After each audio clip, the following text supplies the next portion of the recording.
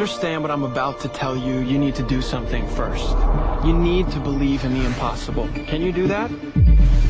What do you desire that you can't have? When I eat a brain, I get visions. Don't ever come back to Gotham. You have failed this city. Jesus, what kind of a preacher are you? There's about a dozen ways that I could stop you right now. But I don't think I have to. In the future, my friends may not be heroes, but if we succeed, they will be remembered as legends. Welcome to the DC TV Report for the week ending Saturday, January 6th, 2018. I'm Edward O'Hare, nicknamed to be determined. And I'm Sarah Netzley, academic by day, freelance writer by night. We're here to bring you recaps, news, and commentary for all live-action television shows based on DC Comics. And we have one new episode this week. Yep. Lucifer made us crawl out of our hungover states, crawl off the couch to find the remote control. I don't know what you did on your New Year's. This was not at all representative of mine. I was fine. But and turn on the TV to watch a new episode. So Lucifer kicking things off on the first of the year. Yup. Oh. Yeah, I think I went to the movies that day. And then I came home and there was a Lucifer waiting for me, and it was a different type of Lucifer. It was fun. Interested to get into like, where this fits into the season, but not just yet. Not just yet. Bit of business. For those of you, please, thank you for all your kind comments on Twitter. Please keep that up. We're at DCTV Report. And if you want to give us a little bit of homework, because next week's another week where there are no new shows, but we will be doing an episode. We are going to be covering CW Seed's animated series, Freedom Fighters: The Ray. Which now, Ed, if people want to check that out, where can they find that? It's CW Seed. It's off CWTV.com. And I think there's a link there, and it's an animated series. It's 6 episodes, but they're 6 minutes each, so it's like a half hour. You can knock that out. You can knock that out easily without breaking a sweat. Yeah.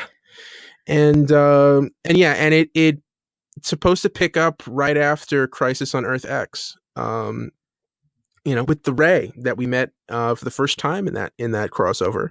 Met and loved. I'm really excited about this because I liked that character so very much. So I'm really looking forward to seeing how the animated series plays out. Yeah. And we're going to talk all about that next week. I know we've been talking about it for a while, like, oh yeah, we should watch that, but now we got a reason to. We're putting our foot down. We're going to sit down, we're going to watch, and then we're going to talk about it. And if you'd like to have an informed opinion on what we're talking about, you should give it a watch too. Yeah. And send us an email, dctv@wickedtheory.com. No new emails this week. Please, I don't want Agent Palmer to send us another pity email. I like the guy and I do appreciate the effort. And no, you're not an associate producer. Although he's really auditioning hard for that. Oh yeah. I don't know if it's just because he knows it annoys me. We already have an executive producer and he does a fine job. But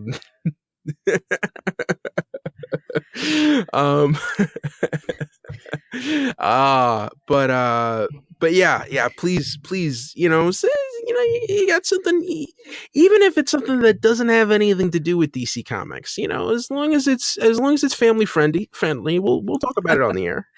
Yeah, send us observations, send us questions, send us compliments, send us complaints. If you have compliments, you could also leave us a review on iTunes or the podcast app of your choice to help people find us in the clutter of the podcast world. Yeah, definitely. Every little bit helps get us out there. I hand out business cards to random people, who I know are from out of town. I went to my sister. I just handed her a stack of business cards. Now she knows nothing about who to give those to, but I'm trying to get the word out in my own special way. I know our executive producer Bill Sweeney will sometimes leave a business card somewhere in a New York City bus window. Guerrilla marketing. Yeah, here we go. Here we go. I should do more in the Midwest, I guess. I'm the Midwest PR branch, and I've really been letting the team down. So I'll see what I can do. But yeah. All right, you ready to dive in? Yeah, let's talk Lucifer. All right, so Lucifer, season 3, episode 11, City of Angels. In 2011 AD, Lucifer Morningstar decided to take a little vacation to Los Angeles. While waiting for Lucy to come home, Amenadiel witnessed the murder of an MMA fighter and ended up getting shot himself and having his necklace stolen. After a quick run-in with Amenadiel, Officer Chloe Decker tried taking initiative to help her husband Dan solve the fighter's murder and earn her own detective shield. Last-minute reveal, after deciding to defy his father and stay in L.A., Lucifer knelt on the beach and had Mazikeen cut off his wings. Man, I am so easy. Pause for all the laughter. I am so easy because this kind of episode is going to get me every single time. How did we get the band together? Where were we 5 years ago? Where were we 10 years ago? You know, one of my favorite episodes of The West Wing is where was everybody before they were in the West Wing, et cetera, et cetera. So I was primed to love this episode, and I loved this episode. Ed, what'd you think? I think it's great. I think this is like the second pilot that, or it feels like it's the first pilot that we never saw, and they're just deciding to air it 3 years later. We just found this. Oh crap, I thought we lost that. Oh, well, we could air it. We could just like New Year's Day. They're going to be hungover. They'll never notice. We'll just slide it in. No, actually, this was one of the 4 episodes that was held over from season 2 when they decided to shorten season 2. They held it over to season 3. And those 4 episodes were the standalone sort of self-contained character study type episodes. The others ones were Vegas with some radish. The one with Dr. Linda's ex-husband, which was incredible. So yeah, this is the last of those. And I'm sad to see him go because I thought all 4 of those episodes were outstanding. Yeah.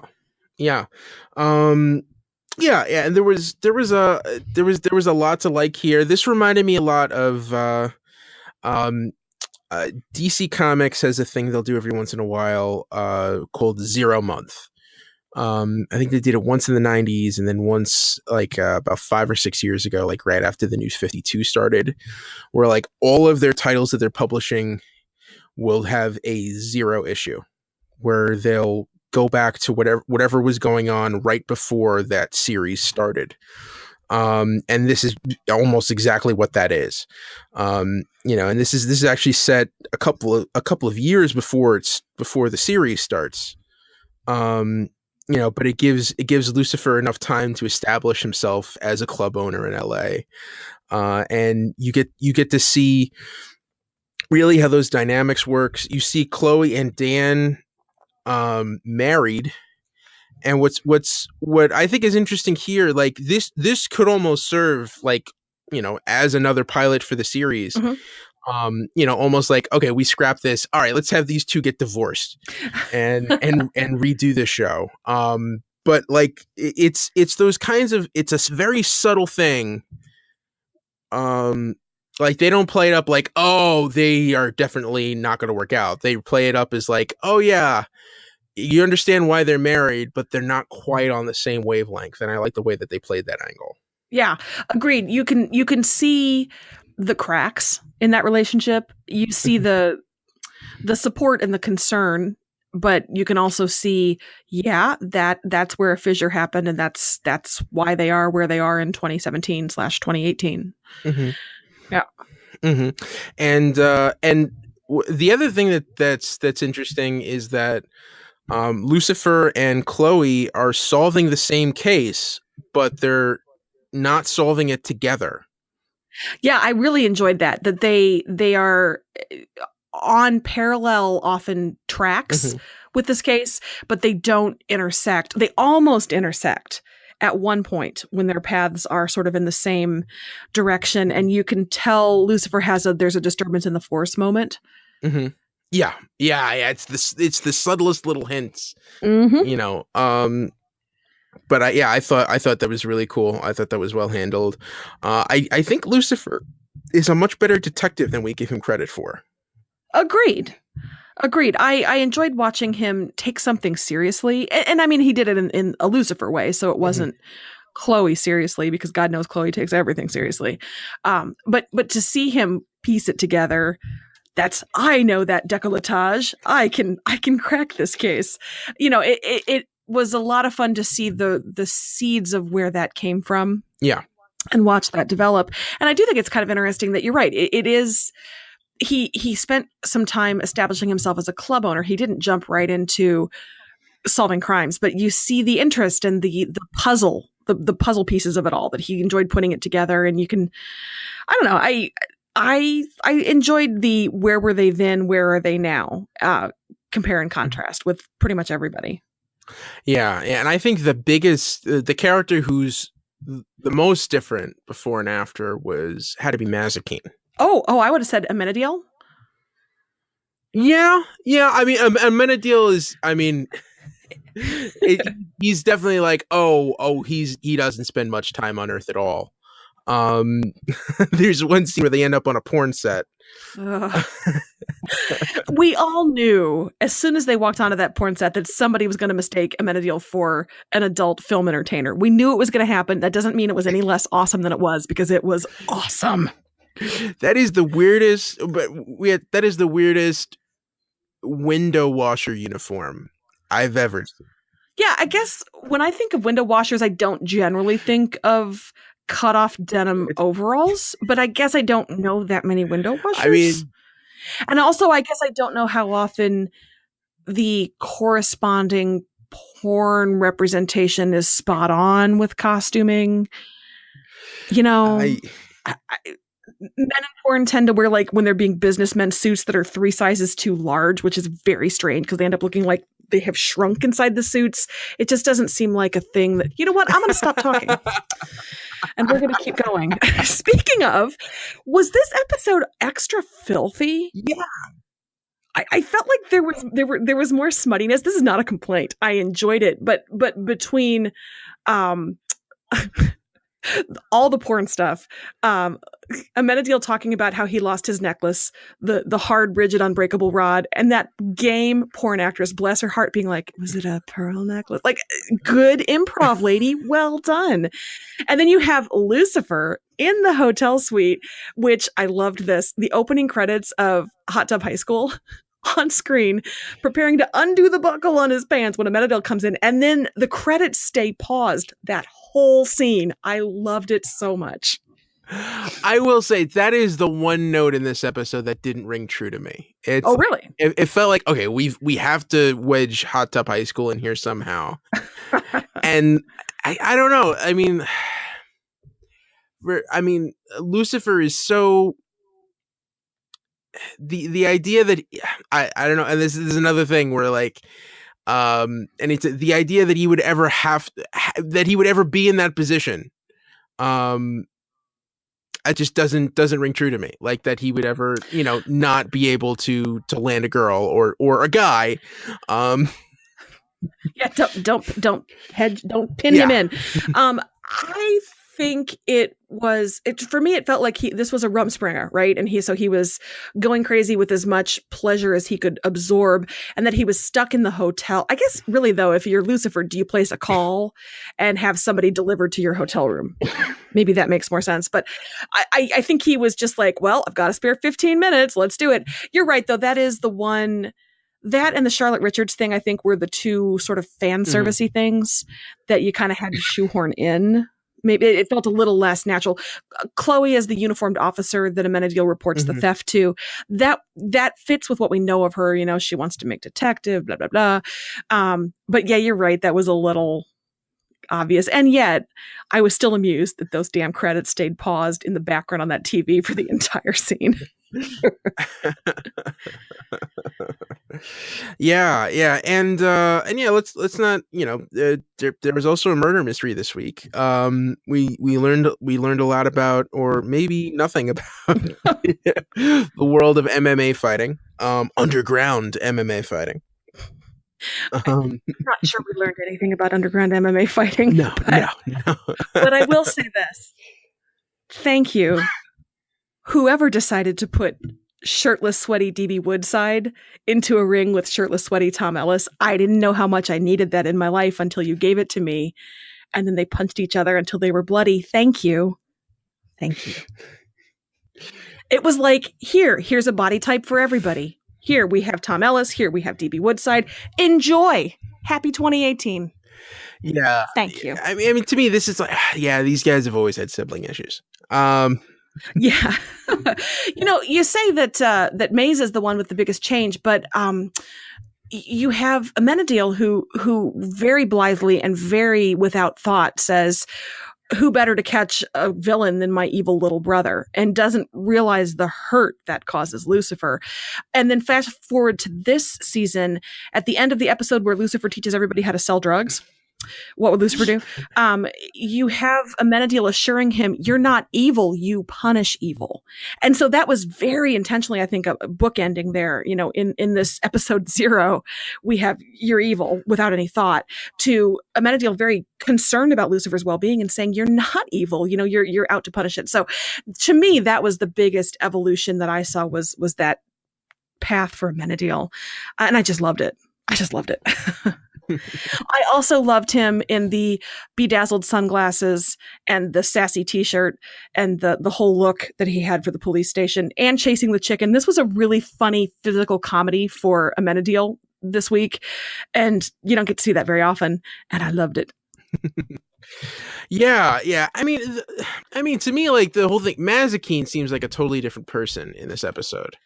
I mean, it's because it's the kind of thing where I think it's like her first time on Earth. And Lucifer, of course, brings her in to torture someone. And it's kind of like the idea that there's no restrictions and that, this person might actually die just kind of like overwhelms her. And so she decides that, the best way to start is by having sex with them. Obviously. Yeah, that's going to get them talking. Although did you like the I think, is that 2 episodes in a row where we have musical references in terms of torture? What was the other reference? Well, last week they were talking about, did you play the complete reference of Nickelback? Yes, I started with that. You're right. Oh, funny. Yes, in this case, it was the only music Lucifer gets exposed to is the music used for torture in hell. And in 2011, the rotation was heavily Justin Bieber. So. Yes. By the way, the in-joke in that scene, that's where Lucifer bribes the piano player to bugger off so he can play the piano, which is where, of course, we see the origin of the piano at his bar. But he played Changes on the piano, which, of course, thematically works, Changes. Yeah. But it's also David Bowie, which, as I'm sure you know, this is the one time I get to say comic things. I'll leave all the comic things to you to say after this. But Neil Gaiman was specific in his request that in Sandman, Lucifer be based on David Bowie in looks. That was the one thing he wanted, was David Bowie. And so David Bowie's song Changes. It works thematically. It works as a wink to the comics because that's who Lucifer was modeled after in Sandman, which I thought was cool. Yeah. I think that's very cool. And you could, if I haven't read much of the Lucifer comics, but I've read a lot of his appearances in Sandman, and that does definitely ring true. There is like a tinge of a Bowie vibe in there. So yeah, that was that was interesting. Cool. Now in terms of, you were saying that this is the last standalone episode. Yep.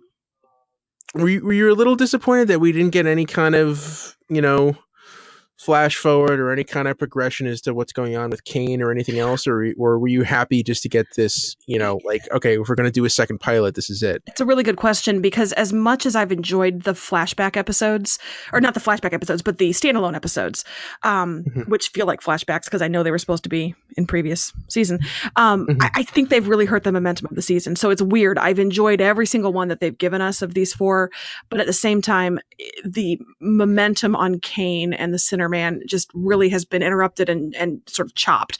So I am glad that they're done, because now I think we can go full speed ahead with Kane and whatever that has in store for us. I would be more excited if I was more excited about Tom Welling and Kane and his character. As it is, I'm a little lukewarm on the whole storyline right now, but I'm hoping when they can just have uninterrupted episodes in that direction, I'll feel differently. How about you? Yeah, I kind of agree with you. See, like I'm not sure, because to me, like the standalone episodes have been like some of the best moments of this season. Yes. And I don't know if maybe this show would be better if it was just a straight up procedural. And it was more character based instead of plot based. Mm-hmm. Even though, like, you know, the main plot lines from seasons 1 and 2 I thought were very well done. You know, maybe just for some reason the Sinnerman storyline isn't really doing it for me. You know, we'll see if that picks up, you know, for the rest, you know, in a couple of weeks. That's interesting. I don't know if I responded to these so much because they were a little bit of a departure, because they were more of an individual character study. You know, Mr. and Mrs. Mazikeen Smith with May's bounty hunting in Canada. That was so different than what we're used to. So did I enjoy it because it was good and because of the novelty, or would I have enjoyed it if the whole show was kind of like that? I don't know. But this goes back to the newest season of the X-Files premiered this week. Mm-hmm. I'm still so angry with Chris Carter, but that's neither here nor there. Oh, I saw you were quoted in Oh my God. Yeah, I'm the tweet that kicks off the Yahoo story on viewers were angry about the X-Files. Oh. And then I read the comments. Ed, did you know that I'm an idiot? Oh, anyway. No. I disagree with that statement. Yeah, I wandered down like, I wonder if anybody agrees. Oh God, no, they don't. Nope. Shut this down. Yeah. Anyway, wow. What was my point even going to be with the X-Files? Well, we were talking about procedural versus serialized. Oh, yeah. Everybody agrees that the best, I say everybody, like everybody obviously agrees that the best X-Files episodes are the Monster of the Week episodes. Mm-hmm. Those are the ones that people remember. They're the scary ones. They're the funny ones. They're home. They're Bad Blood. They're, you know, those episodes that really stand out. Small Potatoes, Clyde Bruckman, et cetera, et cetera. And I wonder if Lucifer might be better served with a little less mythology, myth arc, those kinds of things. Like with the X-Files, those were easily the worst episodes, I thought, especially in later seasons. Maybe Lucifer does need more standalone, maybe more compelling crimes, or like you said, more, because usually the crimes are sort of backseat to the other stuff going on, but more character stuff, more deep dives into one person. So that's... if the Sinnerman does not land, it continues to not land the way that it's not been landing for me, it's something I'd like to see the show explore in season 4, if it's lucky enough. But yeah, that's a good point. Oh, sorry, you got me all hyped up about the X-Files again. Oh yeah, I was gonna say, like, because those types of shows don't really exist anymore. With you know, the rise of except on CBS, or ABC, if they're about, and they have to be either about cops or doctors. Obviously. But you know, I mean, the anthology type show where it's like we have the same characters and they're gonna solve a problem, we're gonna move on, and the next week we're gonna start back at zero. You know, like Star Trek: The Next Generation, there weren't any real like arcs, you know, that went through, like you'd have like recurring characters like Q that would show up like once a season, like, oh, this is the Q episode. But you is Deanna Troy's mom coming for a visit? Oh, I can't wait till she makes Picard uncomfortable. Laxana, that's where it's at. But you know, I just remember it would always be like, oh, they have this cool idea and we're gonna make this a Worf episode, or we're gonna make this a Data episode. And it seems like that's what a lot of these were, and it harkened back to that. You know, but I don't know. I'm interested to see what direction. Because it seems like the rest of this season is going to be pretty much like it was in seasons 1 and 2, where it's just going to be straightforward serialized.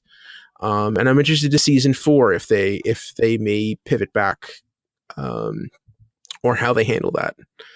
I mean, because that's also, I mean, that's the main thing when you have a 22 episode season that you have to fill. They're not all going to be great, and usually probably, a good 4 or 5 of them might not be good. Which is why I would love to see every show out there never exceed 16 episodes a season. Mm-hmm. As much as I love a show, I mean, look at how great iZombie is, because I think in part it's tight. It's kept at a fighting weight of not 22 or 24, God forbid, bloated episodes. So, yeah. Well, it's also kind of like it. Well, I see. To me, that's because you have to have one story. Like that we have to have one story that starts in episode 1 and ends in episode 16. Whereas, like, I always wonder with the CW shows if they did smaller arcs, if they did like half seasons, or like 6 episode arcs with one villain and then moved on to somebody else. Kind of like Gotham. Kind of, yeah. Although that's more of an ensemble thing. Sure.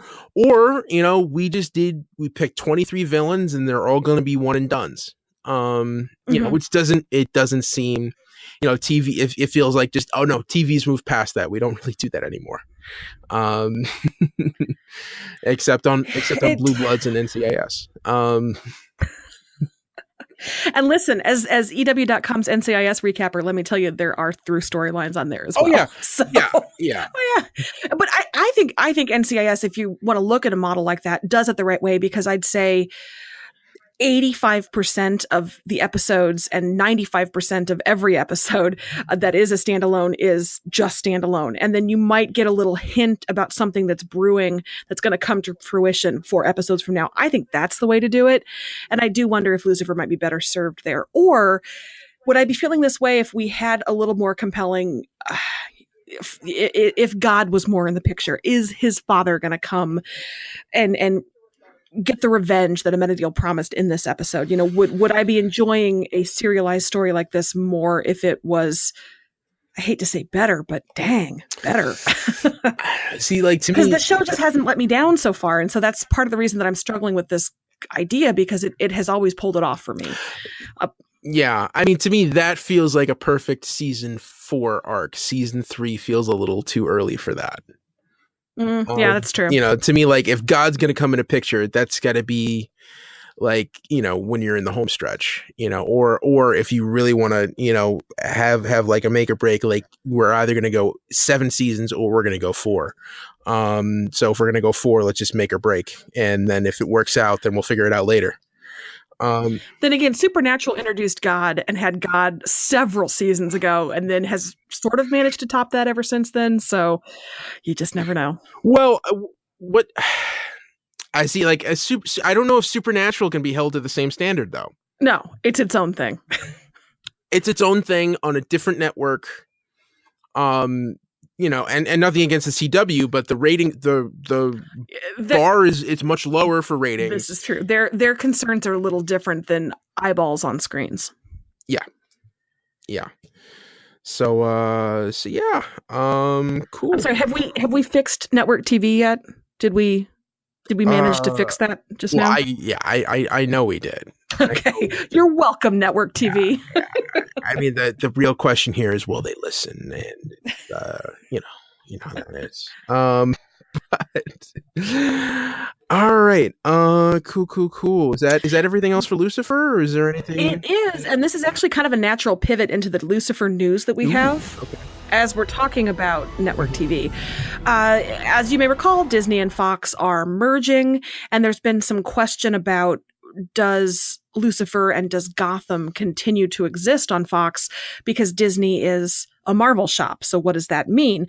Fox boss Dana Walden said at the Television Critics Association, which is happening by the time you're listening to this, it's going to be last week and then this weekend. She said that merger is actually going to take 12 to 18 months to finalize. So a decision on Lucifer and Gotham for next season is completely in the hands of Fox. And for now, quote, they're very happy with the creative. So she didn't say we're going to renew these 2 shows, but she did say it's Fox's decision at this moment and we're cool. with how things are going. So I thought that boded really well for Lucifer and Gotham. Lucifer's ratings are pretty good. Gotham's not so much. But another thing that was brought up during the TCA panels were that something like a Gotham and The Gifted, which is a Marvel show airing on, is that a Fox show? Gifted. Yeah, that's a Fox show. Mm-hmm. My DVR just brings it to me like a gift every week. But Gotham and The Gifted have such different feels and tones that you can have that coexist. I mean, if it was two really similar shows and one was DC and one was Marvel and Disney's your new boss, you might have a problem. But because they're so different, that also spells good things probably for the continued existence of DC properties on Fox. Yeah. While we're talking about Gotham, there's a tiny bit of Gotham news as well. There is a casting call out for Jonathan Crane, aka Scarecrow, which is interesting because the actor Charlie Tahan has played Jonathan Crane in the past and was brought back after maybe a 2-year layoff from his last appearance for a couple of episodes this season. And I guess they want to recast him. It didn't say why, because it was just the casting call, but is it the actor doesn't have availability or interest? Did the show say you're not what we need for this role as we move forward? I don't know, but I'd be interested to see what that casting call, like, is it the same? Like, could they be casting a young Jonathan Crane? I thought that it was same age. I didn't think it was kind of like, the Poison Ivy casting that was age related. Mm-hmm. I didn't get a sense that it was that this was actually just recasting, but I am not a Fox exec and I could be wrong. Yeah, no. I mean, and that's a shame. To me, it's, I like to think the worst here. So, I'm just gonna say he was a jerk. He was probably just an asshole to someone on set. Don't you know who I am? You go and you get me the smoothie I asked for on the double. Yeah. There's not enough foam on this latte. He's one of those guys. And he threw it in the PA's face, and that PA still has burns. The casting call is male, early to mid 20s, Caucasian. I think that's the same. Although, was he early to mid 20s? No. Yeah, that's that. He was like a teenager in the in the first season. They made him a little older here, So, So I guess if it says in the casting call, erratic, terrifying, and psychopathic. He no longer identifies as Jonathan Crane, preferring to go by his true name, Scarecrow. But I wonder are they trying to get somebody cheaper who can just wear a hood? I mean, that they don't have to keep paying. That could be it too. They might just they threw a voice on him and you never actually see his face. I wouldn't be surprised if they do that. I mean, that would, especially since he appeared earlier this season, that would be an easier way to cover it. I am also glad that this tells us that we haven't seen the last of Scarecrow, because it seemed like they made a big deal about him earlier in the season, and then we just forgot about him, and then Pig came up, so it was like, you don't notice the Scarecrow isn't there. Now Pig's gone. It's like, where's Scarecrow? Oh, okay, it's coming. Cool. All right. Is that it? That's it on Gotham, right?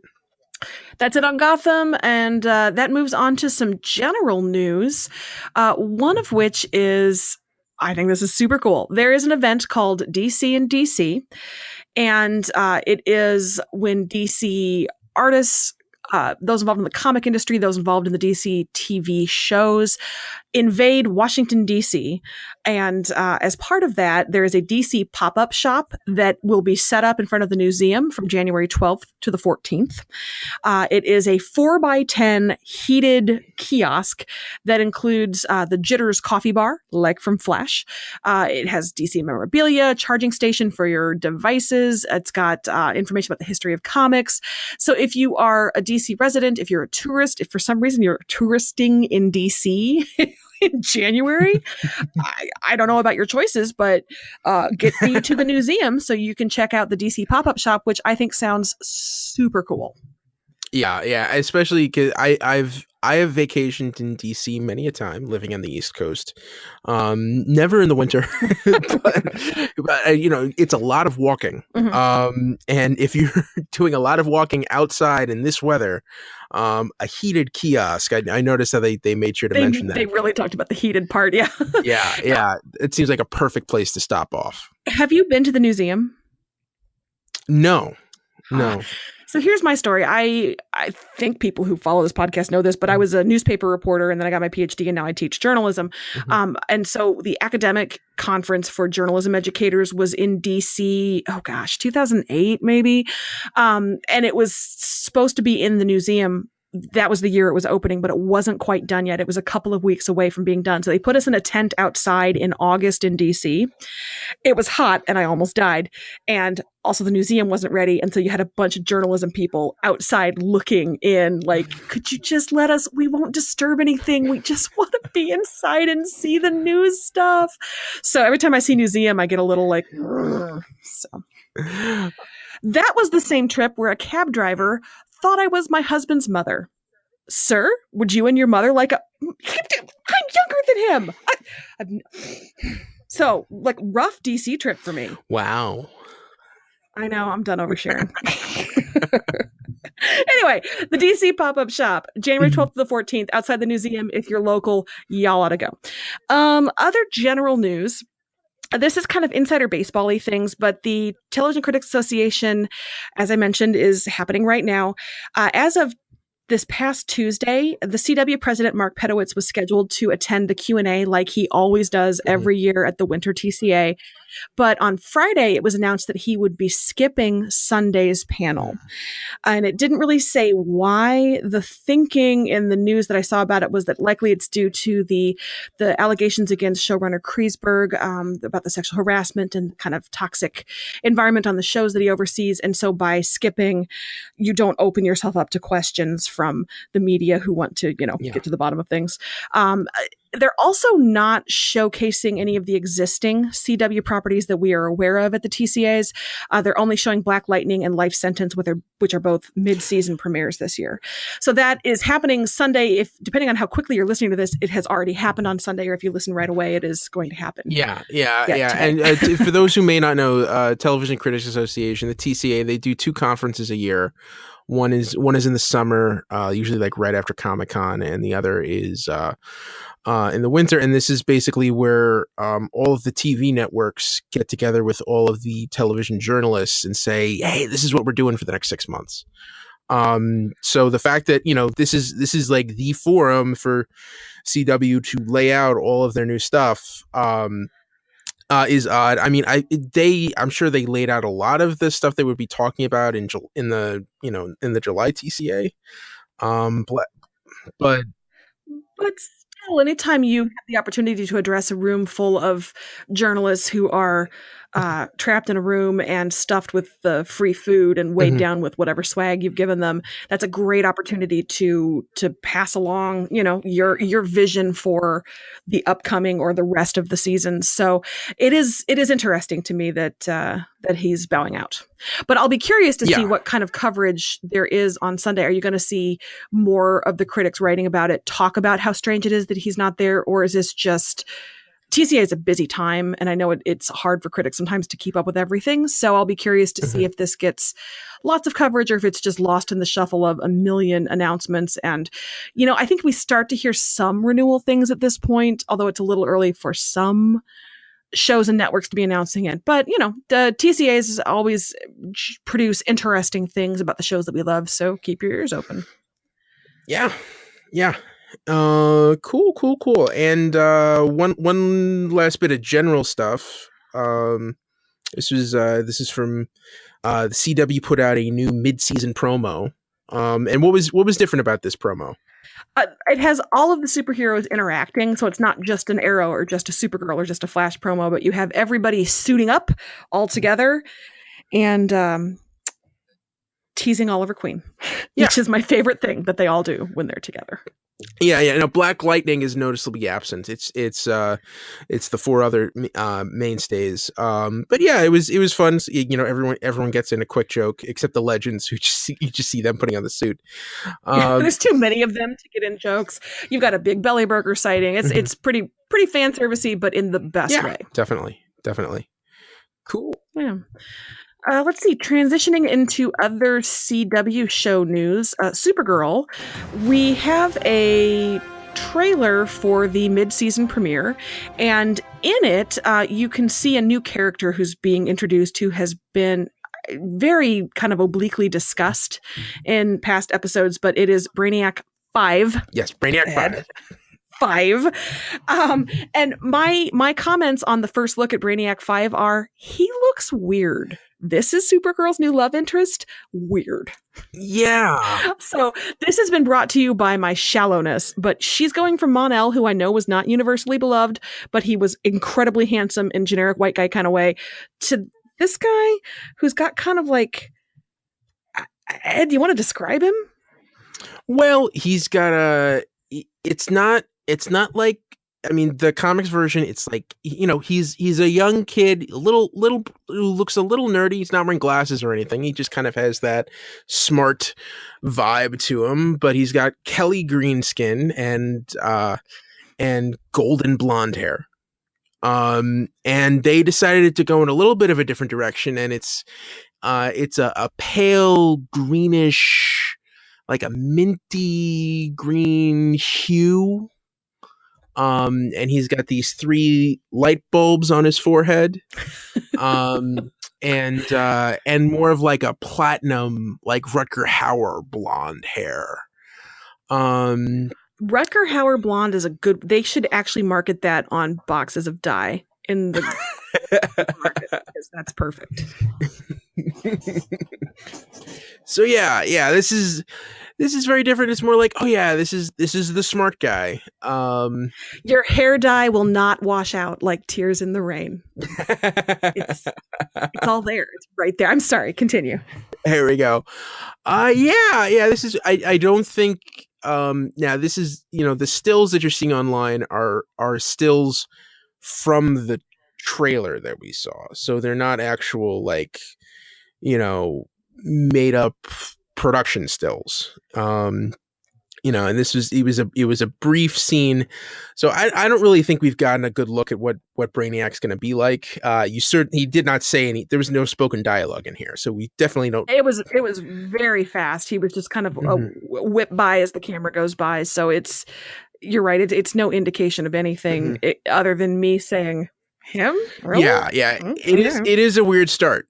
Although I would say, like, if you're coming off Mon-El, and you want something to fill the gap, this is definitely a hard 180-degree turn. I'm gonna show him. I'm gonna date that blue guy. Yeah, sharp turn. Mon-El, no, we're going to go in this direction. I'm sorry. Okay. One more bit of Supergirl news before we get too carried away. The second episode back, so this one airing on January 22nd, has a girl power team headed to Fort Ross to try to get some information about how to stop rain. And the girl power team is going to be made up of Saturn Girl, Livewire, and Psy. I am super excited about this. So we met Psy this season, played by Yael Groblas, who is on Jane the Virgin, who was just the super powerful psychic who had no remorse and was fabulous, and I loved her. And so I cannot wait to see how they recruit her, how she plays with the group. Yeah, I'm pleased. Yeah. It's also Saturn Girl. They haven't shown any of her powers yet, but her powers are telepathy based. So I'm interested to see. I thought her powers were making out with Mon-El in front of Kara, despite knowing exactly what that's going to do to her. And then immediately apologizing and making sure that Kara's okay.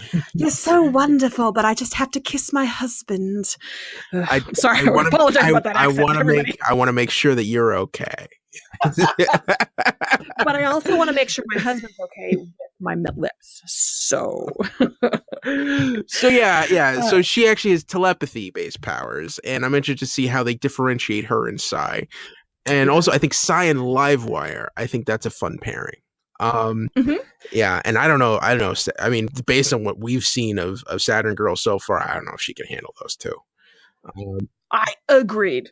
Those two feel like handfuls in the very best possible in the very best like the attorneys general. Hands full in the best possible way. So I hope this could be a great opportunity for Saturn Girl to be something other than that third angle of the love triangle. So I hope they make her interesting and fun and up to the challenge with these sort of big personalities of the other two villainesses. But that's going to be January 22nd. Tune in. Yeah, I feel like you got to throw in Alex in that group. Like just to can you imagine her trying to keep the peace and keep everybody in line, and she would be so exasperated and irritated. But actually what Alex is going to be doing per the episode description is babysitting Ruby.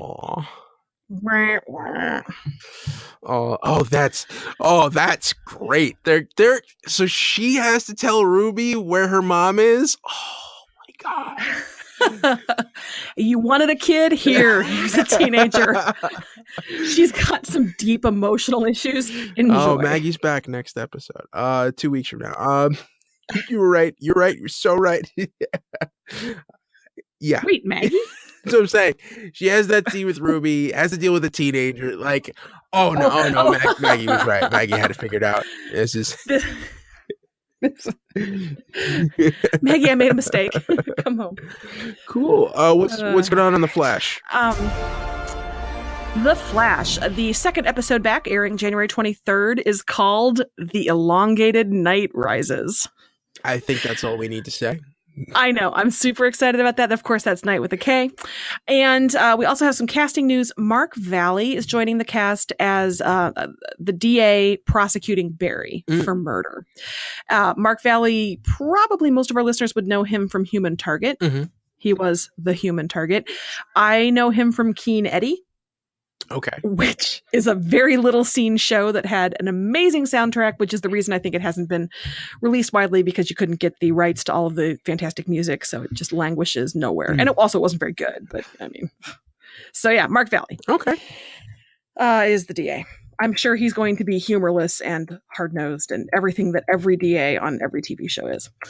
Legends of Tomorrow has not really news so much as actor Jonathan Shake, who played Jonah Hex on a past episode of Legends of Tomorrow, is in the new zombie film Day of the Dead Bloodline. And so he's been doing some press for that. And one of the reporters asked him, hey, if you were to come back to Legends as Jonah Hex, what time period would you want to see him be an anachronism in? And Jonathan Shake said that he thought it would be cool to see Jonah Hex today with the scandal over the Confederate soldier statues, all the kind of racism, the Hollywood sexual harassment issues, that Jonah Hex would be spectacularly unprepared to deal with that. That or Sergeant Rock in World War II, which I do not understand, and I'm hoping Ed can explain. Okay, so many moons ago, in the 1950s, after World War II, when superheroes were on the decline, you had other genres dominating comic books, like romance and horror and war comics, because kids love to hear stories about war. And you know, DC had its own line of titles, GI Combat, and Army of War's flagship title, and the main character in that was Sergeant Rock, who was the leader of Easy Company. And it was just a straight up, you know, war stories from World War II, stories from World War II, on the European front. Him traveling with Easy Company through France and Germany and Italy and all around.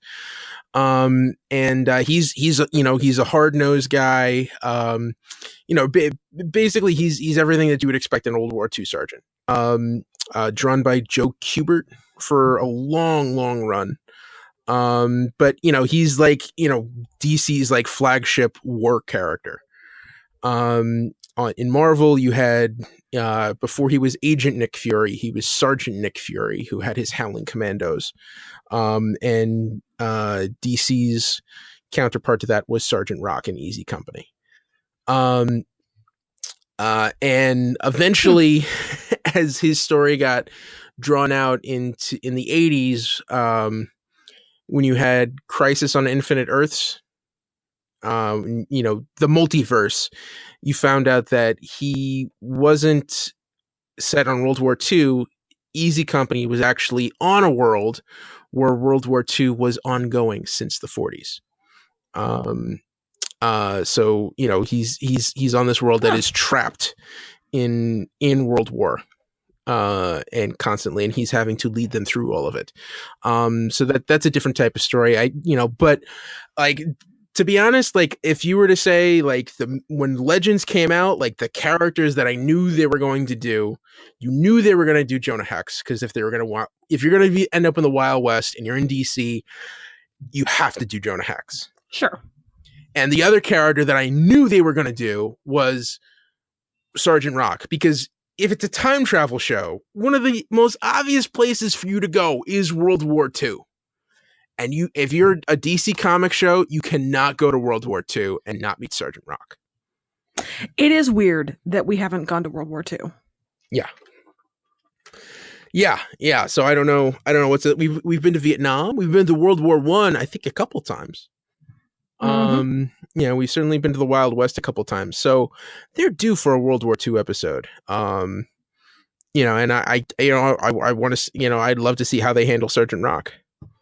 I don't think. Well, and so would Jonathan Shake. Yeah, apparently. I don't think he and Jonah Hex would vibe. And like they've done a lot of different storylines where Jonah Hex comes to the present, and I haven't really been a fan of many of them. Mm-hmm. But it's funny. He describes like the one scenario that I don't think Legends would ever do.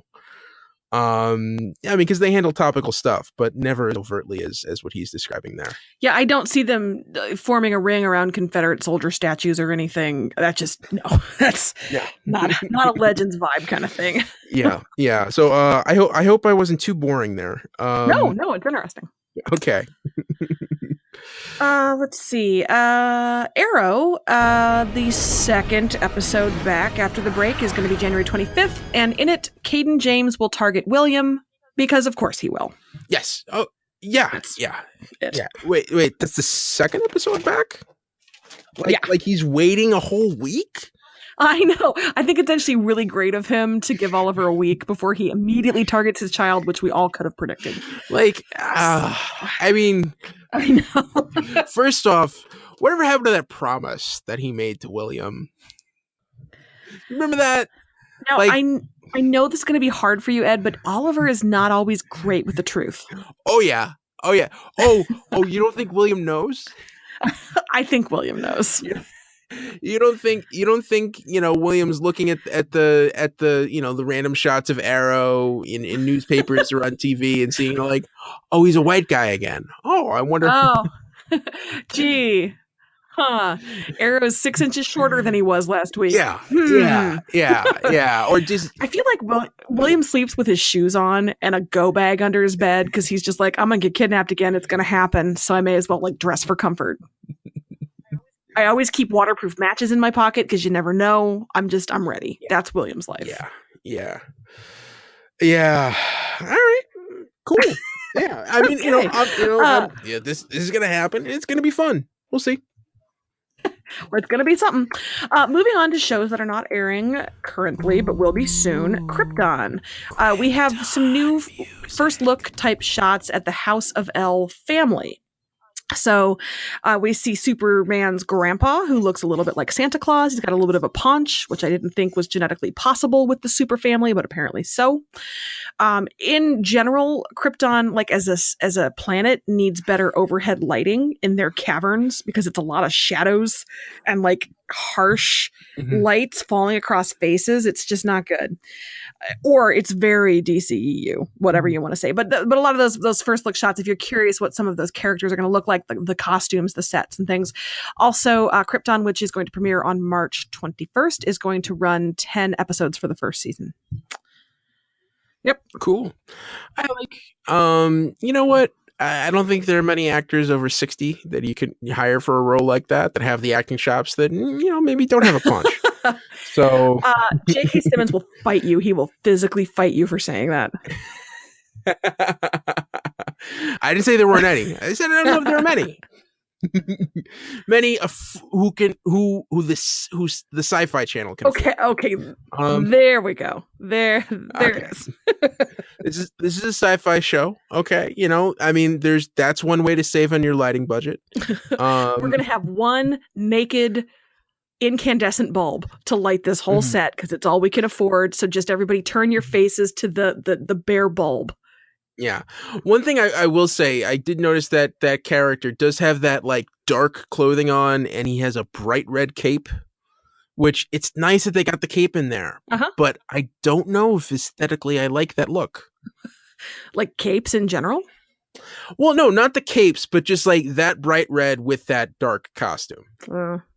Listen, if you're going to wear a cape, own it. If you're going to wear a cape, make it it's a statement piece. Make it a statement color on your statement piece. That's all I'm saying. I don't know. All right. All right. The last bit of news we have is for Black Lightning, which is premiering music this month on the CW. There's a first look at Nefessa Williams as Anissa Pierce / Thunder. She is a metahuman. She is the daughter of our protagonist in Black Lightning, Jefferson Pierce. His other daughter is also a meta, and so that's going to be a part of the show moving forward. I will say Thunder's suit, I thought looked incredible. Yeah, this is really cool. Yeah, and I didn't know this, but Anissa, the character in the comics as well as in the show, is a lesbian. So you have a woman of color lesbian character on the CW who is a superhero, a metahuman superhero. So diversity, yay! I'm very excited for this show. Yeah. And speaking of excited for this show, Collider has a review of the first 2 episodes up. I didn't see any other advanced reviews, which makes me wonder if Collider jumped an embargo on these, but whatever, it's up there. And they said that of the first 2 episodes, they really, really liked. They said that they are as promising as those early episodes of Luke Cage on Netflix before Luke Cage went through the whole mopey, like, I don't want to be a superhero, like all the Marvel Netflix people do. It said that it puts the characters first and the superheroic second, and it focuses on the political and the social issues that the characters would be facing. It's different than anything you're going to see on the CW because it has an older protagonist who's established as a superhero who comes back. So it's not a pretty young thing learning how to be a superhero. And it said that even with the bad guys, when there are deaths, that there are stakes. It's not just nameless goons who get mowed down, but you actually feel the death and the importance and why that happened. So I am so here for this. I'm excited. I hope that past those first 2 episodes, it continues to be strong and thought-provoking and interesting and different. Yeah, I'm ready for this to just start. Now we've been hearing about it forever. Let's just premiere this. I mean, what's funny is you just heard my voice doing the Black Lightning music. That's gonna have to be. I'm gonna miss that. Yeah, it's gonna have to be the last time you hear that, because next week it's gonna be a show, and you know what? I'm excited to see this kick off. I'm ready to watch this. I mean, if they jumped an embargo, hey, it was a positive review, so I don't know how you can really penalize them for that. Yep. And I'm ready for this to start, and now I'm excited. All right, we're gonna get a new show in 2 weeks. I know, but we are going to lose you singing the theme, and that's too bad. Yeah. So that's it for the news. We did have one other bit. We talked a bit last week about doing New Year's resolutions. And let me tell you, 50% of us did New Year's resolutions. Yeah. Sorry. Oh, no, this just reinforces me as Hermione Granger always doing my homework. Like 2nd grade Sarah, high school senior Sarah today. Oh yeah, I have that done in triplicate. Do you want to hear it? You want me to go first? Okay. That's me. Yeah. Well, you went a little overboard on that. I didn't realize how deep you were gonna go. I thought like you said like, oh, I did a couple. I'm thinking, oh, I shall do 3. I did a couple last week, and then I worked on it because I figured you were working on your list, and I didn't want to disappoint you. So okay. So I'm going to go through the resolutions I came up with for some of our favorite Arrowverse, well, DC verse, starting with Arrow characters, and then Ed is going to make witty commentary. Yeah, I'll buy or sell them. How's that? Yeah. Okay. There you go. All right. So Arrow, I'm saying Oliver, New Year's resolutions, maybe keep up the truth telling. He's on a good streak there, so keep that up. Also, don't slack on the salmon ladder. Really keep up those workouts. Felicity, try to consult with Curtis more. You know, he's your business partner. You got to try to maybe resolve to check in with him about naming your company and things like that, you know. Diggle, maybe take up smoking to stay off that hand tremor smack. Like, I've heard that's a good way to maybe distract yourself from other things. Where did you hear that? Where did you hear that? I'm just trying to help Diggle out. I'm just trying to, like, if smoking is what keeps him from injecting whatever into his arm, maybe nicotine's not the worst thing. You can go to the vape. I mean, it's fine. He'll be fine. So those are my Arrow resolutions. Yeah. One quick thing I'll just say on Felicity needs to talk more to Curtis. How about she just talks to Curtis? Period. How's that sound? Like, I don't really think she wanted to be partners with him. I just think she wanted something to do, and now she has something else to do. So what are we doing here? Is that a newlywed joke?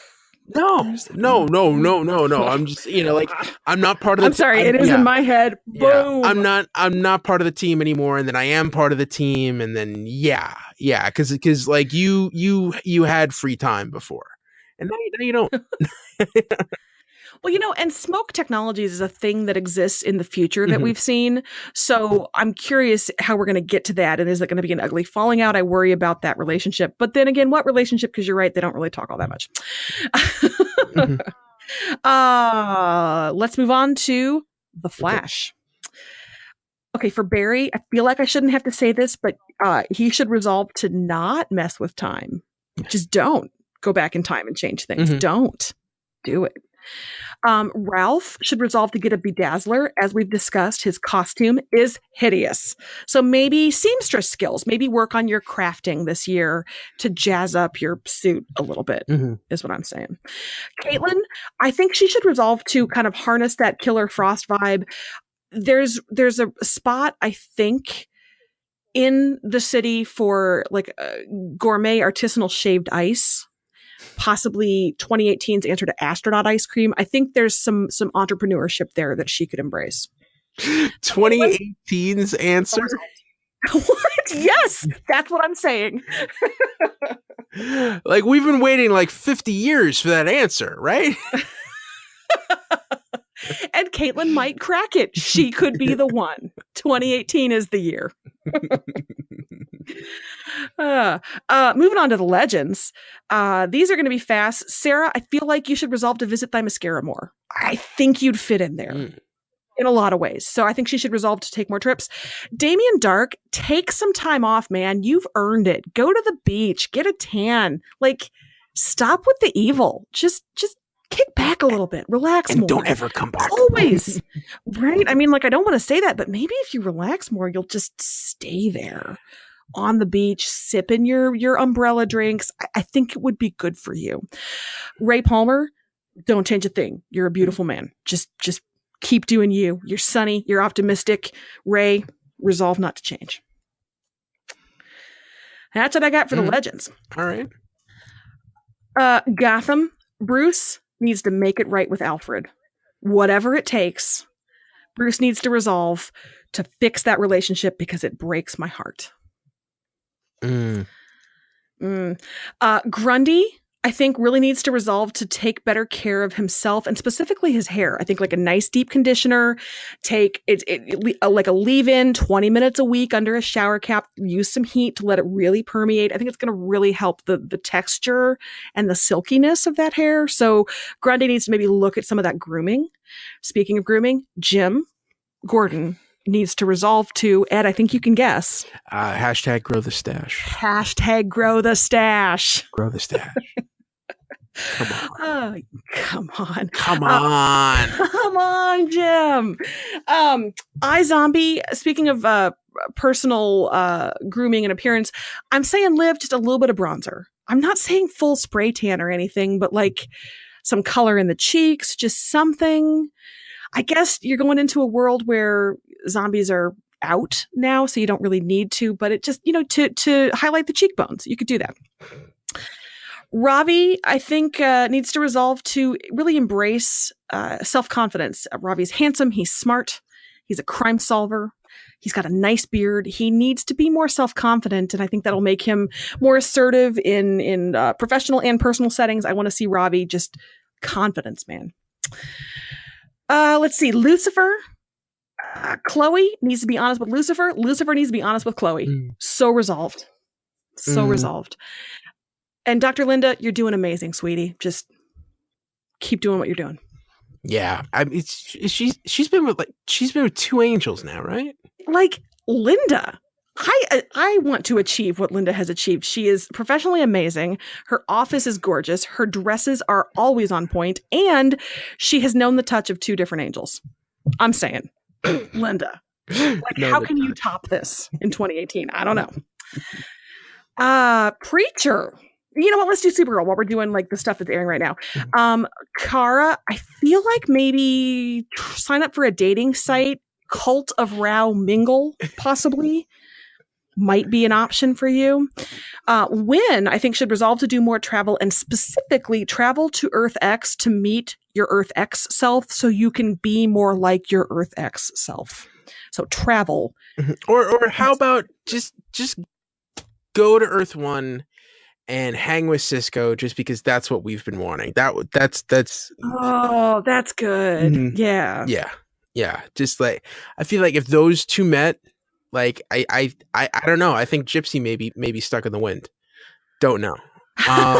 Would you not happily watch a bottle episode of those two like trying to get out of an elevator? I would. Yeah.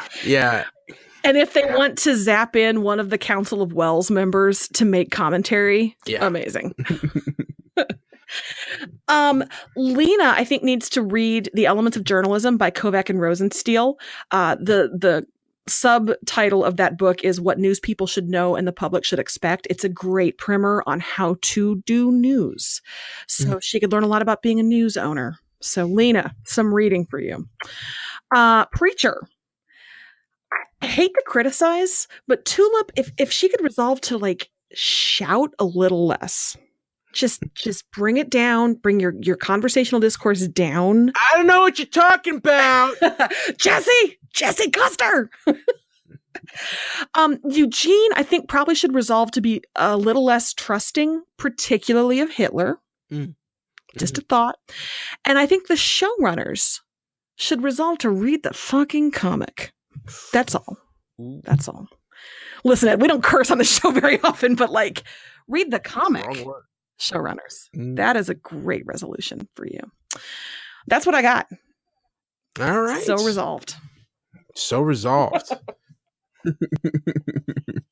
I'm up for all that. Yeah, it sounds fun. Yeah, good. Cool. So I think now it's time for our winners for the week. Boy, kind of slim pickings. I mean, just because it's one show, and I thought everybody on that episode was pretty great. Yeah. I mean, for me, I think it's just straight up. It's Chloe. I think because she finally she cracked the code. She's on the path to her detective shield.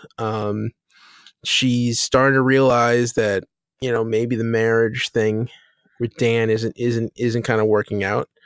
And we realize, like, between here and the pilot, she makes detective, and she's in a much different place. So I think that was cool. Although, this was kind of it's weird because, like, Lucifer definitely goes on a direct path, and you see, like, this is where he establishes himself. But to me, I thought from a character perspective, I think Chloe actually made a little bit of a further jump ahead. Now, this is funny because I'm going to do a complete reversal of that. For me, the winner of the week was Dan, because I don't think will ever again be as powerful and confident as he was in this episode. Like, he was still Detective Douche. I mean, he was still kind of smug and condescending about Chloe, although he did it with love and concern. But he was the detective. He was the guy running the scene. He was confident. He knew everything. He had all the inside track. And so he was in his element in this episode. And ever since then, they've just been making him increasingly this sad joke. And so I say Dan in this scenario was the winner because, dude, it is all downhill from here. Oh yeah. Well, I mean, this is the beginning of the fall. Yeah, I know. I feel like I'm never going to have an opportunity to give Dan the winner of the week ever again. So in 2011, Dan, you were the cock of the walk. Congratulations. All right, cool. All right, I think we're good. Should we remind people that next week, since we have no new episodes, we are going to be watching the animated Ray series on CW Seed. Yes. So if they want to give that a watch, they can participate in our discussion. Yeah, and it is called Freedom Fighters: The Ray, and it's on CW Seed. So Google that. If you go to cwtv.com, there's a CW Seed link there in the corner. That's how I always find it. It's 6 episodes. There's 6 minutes each. So yeah, it's like watching one regular episode for another show, without the commercials. Music to my ears. So yeah, give that a listen. That's your homework. So we can all talk about it next week. And if you have thoughts about it after you watch it, definitely reach out to us. You can find us on Twitter.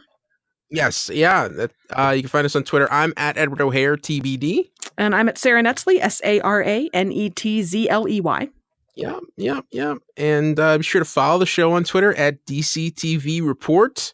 Send along your emails to dctv@wickedtheory.com. Also, be sure to subscribe to our show on your podcast app of choice.